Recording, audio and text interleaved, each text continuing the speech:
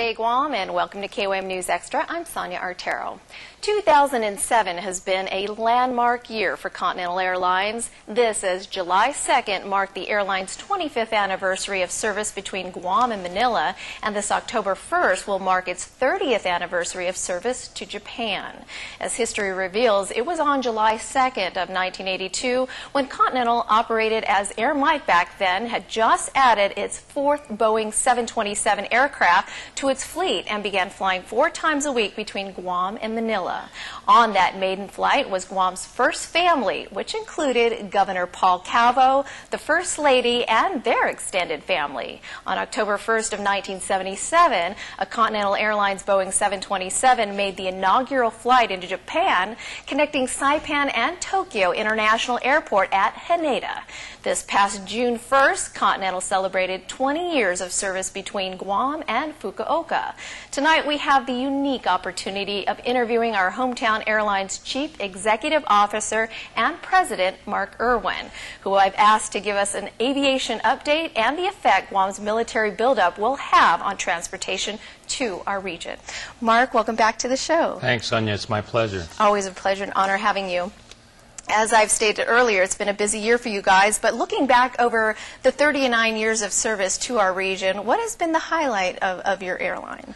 Well, I think it's really about stability. As you said, 39 years or next year, our 40th anniversary, and it's really about a relationship we have with the community and also obviously with our employees as well. But it's really about celebration. As you state, 25 years in terms of Manila celebration this October, serving Japan, and 40 years next year serving Micronesia. It's really quite an honor to be here, and it really talks about relationships and, again, the stability that we have being Continental Airlines and Continental Micronesia in the area.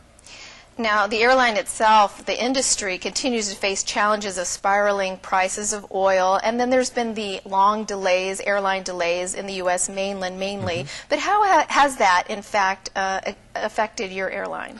Well, I think as we talk about, 2007 has been a banner year, and really 2006 began to see a turning point in Continental and really the industry. We're very proud that we had a 2006 profit, because it's really been since 9/11 as we've tried to re-energize the business, create demand, grow the business as well, but also able to return to profitability. We still have the ongoing challenges of fuel, and that's really going to be, going forward, really our challenges as well. With respect to the aviation challenges throughout the world, we're seeing one of the best operations in all of the world here in Continental Micronesia. Last month, for example, 90% of our operations arrived on time if you were to report to the DOT statistics. That puts us at neither number 1 or number 2 in all of the airlines. So the men and women every day who run the business out in Continental Micronesia and Asia Pacific do a phenomenal job. Now, we've been long talking about the military buildup here on Guam. How, in fact, will that affect your business? I mean, do you see a lot of growth? Well, we see a lot of opportunities. You know, about over 20 years ago, I've been affiliated with Continental Micronesia and Asia Pacific since the late 80s. We actually had twice daily service between Guam and Honolulu during the peak operation.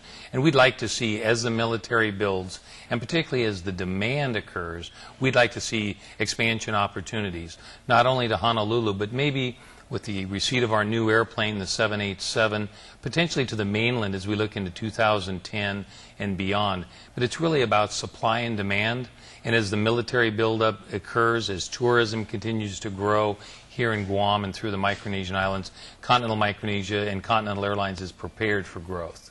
What in particular are you guys investing in as it pertains to the military growth here or in general?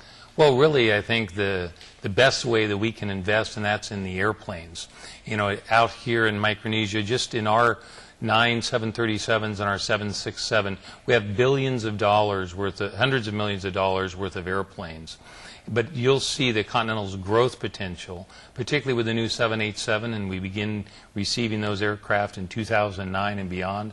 That's really the capital investment that we have, not only in Asia Pacific, but also the strong transatlantic business as well. What about transportation infrastructure? One can only wonder, does our airport fit the bill when it comes to this military growth and growth of the airline industry out in this region? Well, that's a great question. I think the GIA team, also working with the FAA, has begun that process. They're in the middle of the building and construction of the additional runway lengthening as well, and that provides great opportunities. And again, as we receive airplanes, as the demand is there, we see some great opportunities to expand the business in Guam and as we go to other points in Southeast Asia. But we're prepared. As they say, build it and they will come, and let's hope that happens. Now, from making a profit to spreading that wealth amongst their employees, up next we'll learn more about Continental Micronesia's recipe for success.